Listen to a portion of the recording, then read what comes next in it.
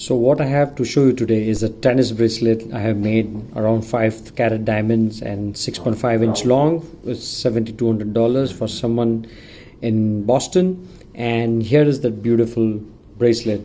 You can see each diamond with a look of total of 50 cents of diamonds, half a carat diamond each. I have used a center diamond with a combination of side diamonds, small side diamonds like a halo to the side, but when you look from a distance you see as if it's one single diamond of 50 cents.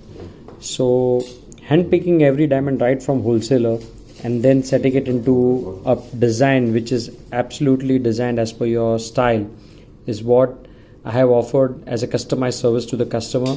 I have handpicked these diamonds right from wholesalers based in India and weighed, gauged it to every millimeter so that it is of precise quality. So if you require anything of this quality or anything of this criteria, then get in touch with me and I shall guide you further how to save money and buy better quality. Thank you.